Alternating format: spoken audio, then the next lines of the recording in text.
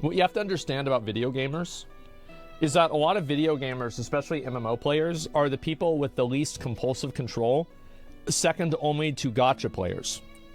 So you have these people, these are people that love eating food.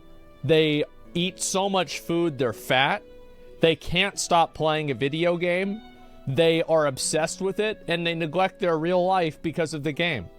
So whenever you think of a target audience that's ripe for the picking, MMO players are on the top of that list. So, of course they're going to do this because everybody's going to buy it. Now, somebody on my Reddit made this comment. They said, Asmon and all WoW streamers need to put this shit on blast. This is a subscription-based game, and this shit was bad enough with Diablo 4 being buy-to-play. I will not. No, the game died whenever they added the WoW. All of the integrity of the game went out the window the day they added the WoW token. I am not going to draw another line in the sand and complain about it. There is no integrity left in this game. The only game that has any semblance of integrity is Classic WoW. Even Wrath of the Lich King, they decided to sell out for the WoW token. So no, I'm not going to put them on blast for this, especially whenever it's becoming an industry standard. And let me give you a little bit of insight. Do you want to know why it's becoming an industry standard? It's because it works. So if you don't want this to be the case, don't buy it. But the truth is that even if every single person that watches this, if it inevitably becomes a video, or watches the stream, even if none of us buy it, we're still the tiny, silent, small, or loud minority. And there is a massive majority of people who will buy this stuff and nobody will give a shit about it. Not buying it is enough. Isn't enough. Backlash is necessary. I think that people on the internet massively overvalue their own opinion and their own existence. Let me explain something to you. You don't matter. It doesn't, like, your backlash, your negative tweet about this, the person that's making this decision is never even going to read it. Like, you're just going to send it to a community manager and they're going to be like, wow, the people aren't happy about this. Well, I'll tell the accounting department. The accounting department, oh, really? Oh, they're not happy? Oh, no. Oh, wow. Well, I guess we should, yeah, good job. Good one, guys. Yeah. All right. Well, tell them get fucked. Do you think Wrath of the Lich King has lost its integrity? Yes. Yes. That's exactly what I think. Why? Because you can buy gold. It's one thing for a game not to have integrity, and it's another thing for a game to monetize not having integrity. Blizzard monetizes it. They make money off of selling out their game. And this is their decision. They can do that. I'm not going to get mad about this anymore. I'm not going to pour salt on my head anymore. I am just simply acknowledging that this exists. Outrage changes some people's mind. Word of mouth passes on and on. Why would you say that whenever people were mad about the storm out and nothing changed? Why would you say that when people were mad about the boost in TBC and nothing changed? Like, what are you talking? Who are you talking to? Like, I understand that this is something that sounds good, right? I mean, what are you, William Wallace, whenever you type that out? No, you're not. You're just sitting there. You're not doing anything. You're not accomplishing anything. You're not making any impact. You're not changing anything. You're making no impact and doing nothing. And everything that you're saying is going to go into the void and nobody cares about it. And that's really just the truth. And hey, you know what? Me too. I didn't like storm mounts. I made dozens of videos about it, and they never cared. Do you know why? Because they're making tons of money about it. There it is. I asked one question. If all the content creators and streamers would join together to make a lot of noise, it wouldn't change anything. I don't know. I mean, it's not going to happen. So, like, it would probably have some sort of impact, but people aren't going to do that because most people don't really care. The truth is that people don't actually care. People can farm impressions and likes on Twitter about it, but they're not actually going to. The thing is, like, How many of you guys like slave labor? Who here is a fan of slave labor? Me? That's a disturbing amount of me's. I'm going to assume those were all ironic. Let's say you don't like slave labor. Okay. Are you still gonna buy your phone? Yeah, you are. Because it's convenient for you to do so.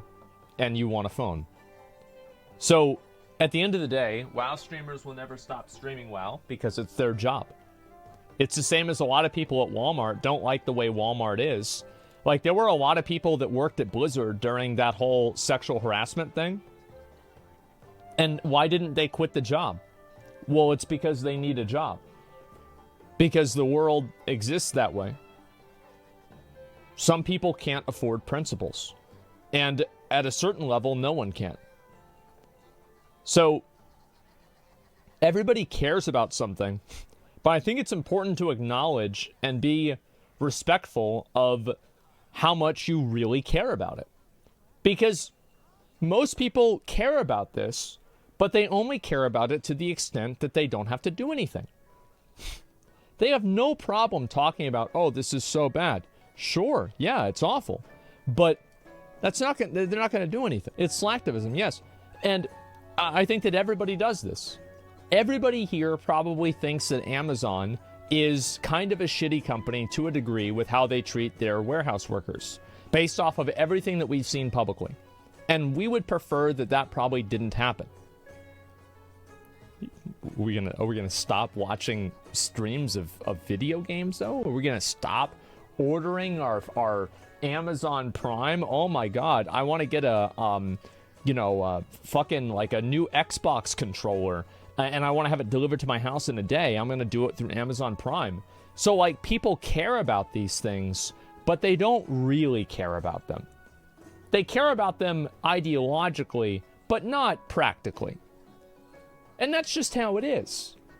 So if every single streamer and every person who streamed WoW said, I will no longer stream this game and I'm going to shit on the game, and nobody streamed WoW at all for Blizzard, then they probably would change this. But you know what? That won't happen. And I know it won't happen. That's it. That's why streamers can't make a union. Because streamers will never actually work collectively. Because it's a dog-eat-dog world. It's a zero-sum environment. And if you're live and somebody else isn't, you might be getting their viewers. Very bad example. Oh, I'm very right. Oh, I'm very, very right. Streamers already did that during Final Fantasy XIV Exodus and they still came back. Nothing changed.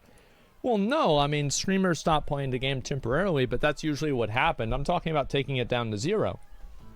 Such a bad take. Really? So you think that I'm wrong? What am I wrong about? Go ahead. We've got an hour until BlizzCon. I've got time for you. I'm just shitting with you. Don't ban. You stupid idiot. And so, look. I'll read some comments about this. A game with a box price plus sub plus shop items, and then they do this. Smiley. Yep, there it is. It's not like I can't afford the $90. It's that I feel like an absolute fucking dumbass. Can we please look into these people and see, like, can we write all their names down and then check back with them whenever this expansion comes out and see if they're going to play it? Because I would love to do that. Like, why don't we write down like 100 or 200 of these people and see, because like, if they're not currently playing the game, that doesn't really count either, right? Because I think a lot of the people that are saying they're not going to play it either weren't going to play it anyway, or they're lying. 100% everybody will buy it. Yes, exactly. It's not like I can't afford it. When 14 does this, it's for anyone who buys the expansion before release, and it's the same cost as the normal release. Okay. It's not a $90 early access charge like the clickbait would have you believe. You get all the stuff in the digital deluxe for $14 and $60 in the game. This is why Blizzard can do this. Their audience will jump hoops to justify anything and give 50th, 100th chances while trying to convince you that paying $90 is actually $25. No, you're paying $90, and it's for stuff that you don't want glued to what you do want. You have a choice in Final Fantasy to buy the higher price tier containing only cosmetics, and it's black and white in its delivery. Support us, look nice or don't, it won't affect your expansion release. WoW, you have no choice. If you want to play with everyone, there's multiple tiers, and they're not purely cosmetic. Actually, wait a second. I know that... Did I predict this was going to happen? I feel like I did. Whenever I told you guys, I did. Can we please find a clip? Can somebody find a clip of me saying that I think the next WoW expansion is going to have this? You can't afford $70 to $90, and you shouldn't focus on playing video games. You're right. I think that it's not always about affording. It's about the principle. Like, I can afford buying something at Starbucks, but I choose not to because I find it to be overpriced. But for a lot of people, yeah, you're right. Definitely. It's completely exploitative the way they're releasing so much paywalled content. No, it's not exploitative because you're not being exploited. You're not being exploited in the same way that you're not being exploited whenever Gucci sells a shirt that's expensive. You don't need to buy the Gucci shirt. You don't need to buy World of Warcraft. This is an entertainment product. You're not being exploited. Stop it. You're acting like a freak. Like, control yourself. Exploiting is whenever you raise the price of insulin. This is a video game. How many of you guys, let me ask, how many of you guys don't like this, but you're going to buy it?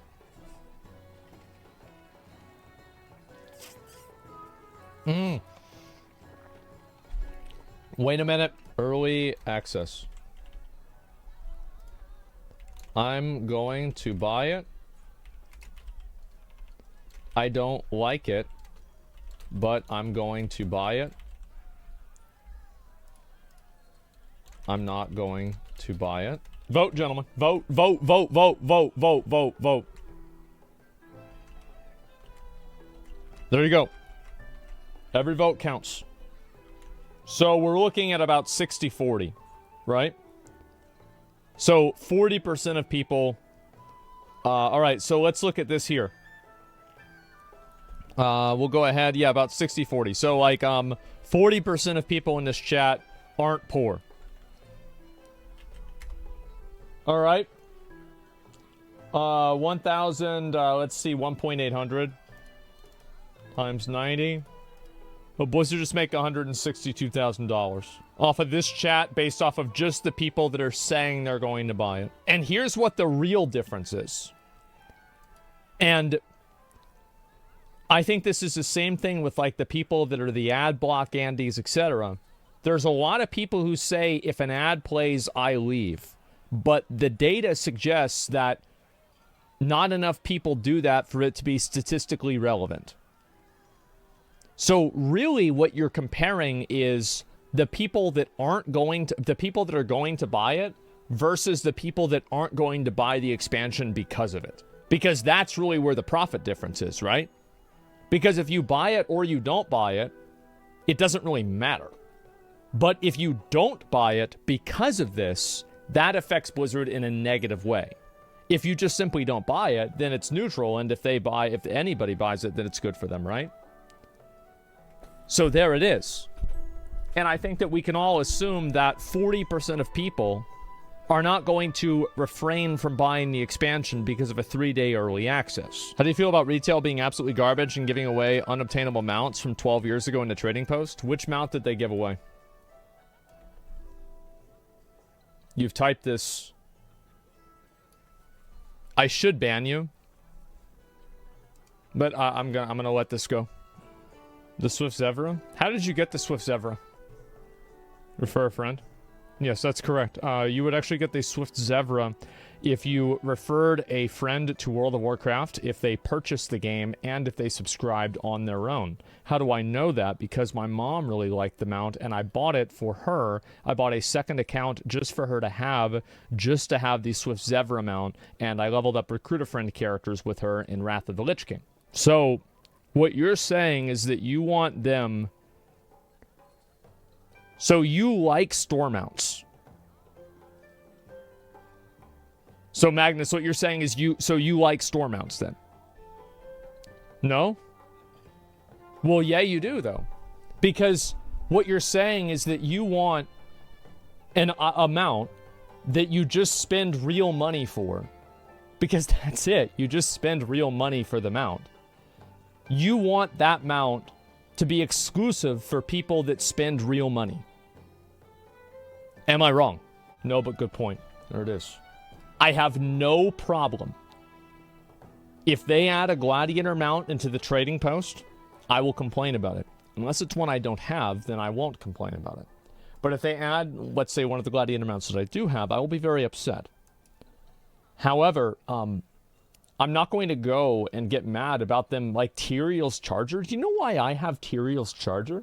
It's because I was like, oh, Pa, I need to buy a shirt with your credit card. Could I use it? It's like, yeah, sure, give me the money. I'm like, okay. All right, annual pass, World of Warcraft, signing him up right now. There it is. That's done. He's buying the game forever. And I got a free Diablo 3, and I got a free Tyrael's Charger. And my dad couldn't figure it out for like 6 months, 8 months or so. And I remember like, I don't know if I really wanted to. My dad's taught me how to do a number of things that you probably shouldn't do, right? And I remember when he realized that I had scammed him, he was upset about it, but I also think that he was a little proud. You know? He was a little proud. He's like, you know what? And he says, you know what? From now on, I'm just going to pay for it for you. That's it. And he didn't stop paying for my subscription until, like I told him I had made over $1 million from my stream. And then he just, like, like, so he started off, like, not paying for, like, because we would go out to eat and he would pay for it. And because that was just, like, always how it was, right? I mean, I just go out and then my dad pays for it because I was a kid at the time, right? Whenever that started, obviously. And then, so what he would do is he would order the food and then he would just go sit down and he would just leave me at the counter. And they're like, okay, well, you want to pay for it? And I'm like, I guess. And then I call him out on it. And then he turns it around. He's like, yeah, the fucking kid wouldn't buy my food. He's got $1 million in the bank and he's going to have me pay for it. I'm on Social Security. Give me a break. And I'm like, are you fucking kidding me, man? Oh my God. Oh my fucking God. But yes, I have Tyrael's Charger because of that. Am I going to be upset that they put it back in the store? No. Because I got it with real money. I don't care. Like, it doesn't mean anything. There's no integrity to it. There's no value to it or anything, right? That's it. So, don't see a problem with 3-day early access, but they're each their own. Yeah, it means nothing. Exactly. And so, like, you guys complain about early access. However, at the end of the day, you're still waiting to play their game, early access or not. You're still going to play it. This is sad. For their perspective, even if one person buys early access, that's still extra. No, it's not that simple, but it's pretty close to it. But yeah, I wanted to talk about this because obviously a lot of people had opinions about this topic and this subject. And I wanted to share mine and talk about what I think is also contradicts their philosophy of community of playing with friends. The 3-day early access also contradicts their philosophy. Bro, that sounds like the beginning of a great Reddit post. I really wish you all the best. I can't wait to read the entire 20,000 words of it. Yes, thank you so... That's the beginning of a... Bro, that's going to be such a banger. Oh, man. If you're going to pay for the heroic bundle, it doesn't make sense to go all the way to $90. Yeah. I mean, if you're going to spend... That's a good point. If you're going to spend... Where's it? Where'd it go? Whatever. If you're going to spend $70, you might as well spend $90. What's the difference? Are you going to buy early access? Absolutely. It's my job. Abso-fucking-lutely. Anyway, let's look at some other stuff. What else do we have here? Did I reply to anything else? Oh, I made this tweet. Okay, I have to talk about this. So, I made a tweet, and it said, please have Anduin re-roll from Priest to Paladin, because I am so sick and tired of him being a massive pussy bitch. And this is true. I am completely right about this, and I want to talk about why I am totally right about this, and what the difference between stoicism and, like, responsibility and toxic masculinity is. Because whenever I see Anduin, I don't find him to be a sympathetic character. And I want to talk about why that is. So, the main reason... Well, even Brock, so yeah, there it is. All right, my fucking man. Yeah, there it is. So here's why. It's because Anduin has a responsibility to his people. And he is actively avoiding that responsibility because of himself. Thrall left his people.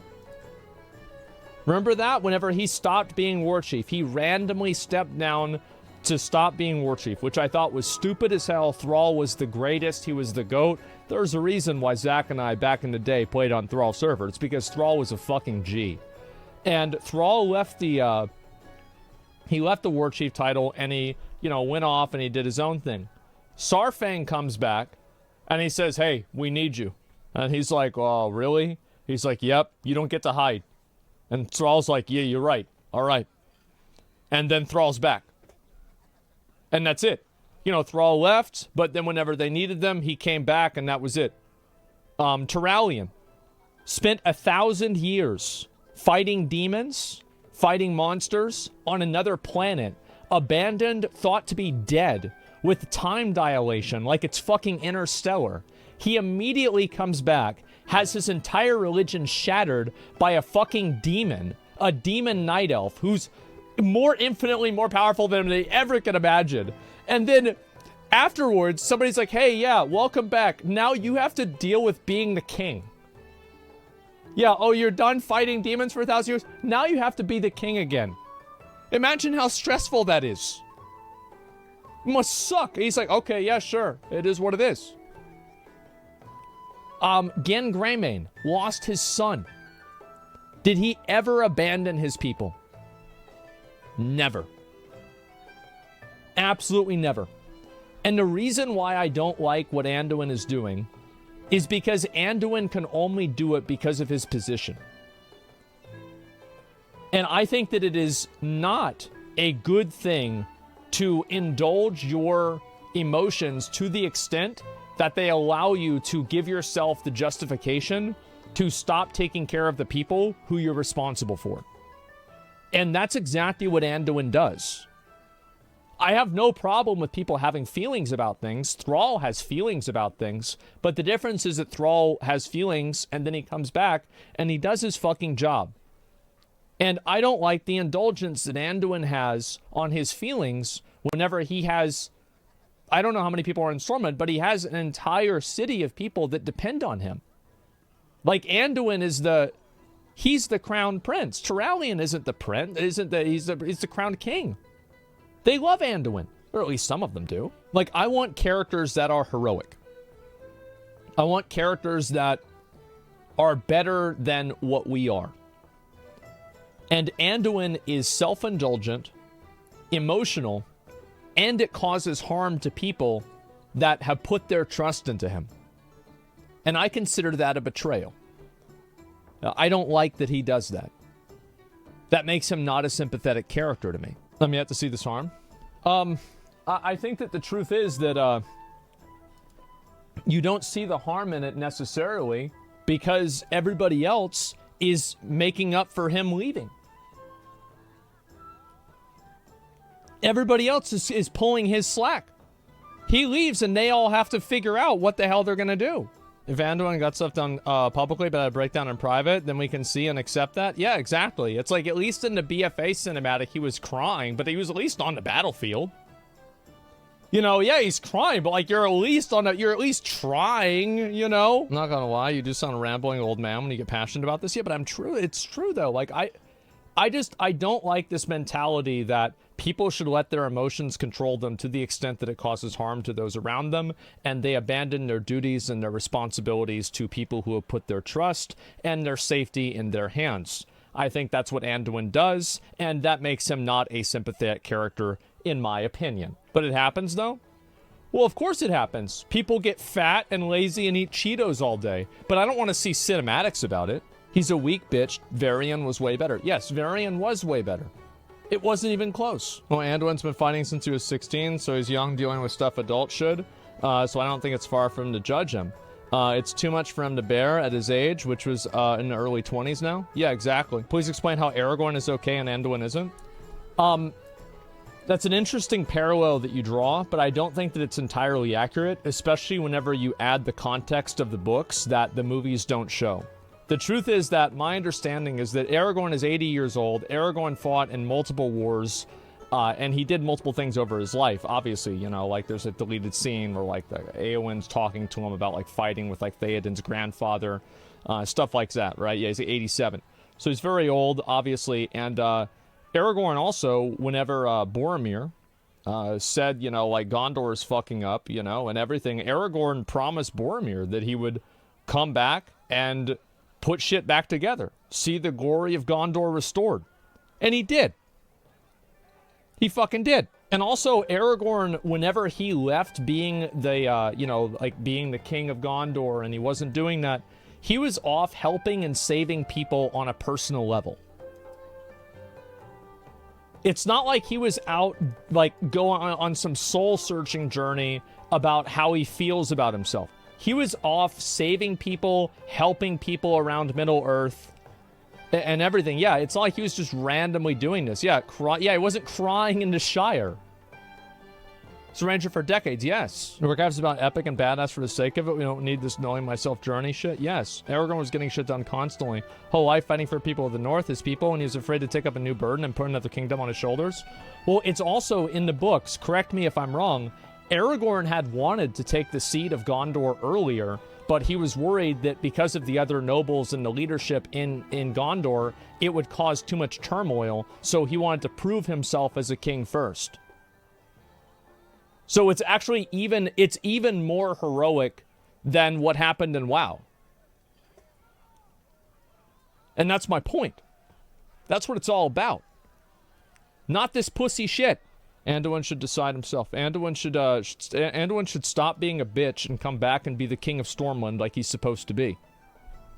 Should respect a paladin, start wearing plate armor, and be a man.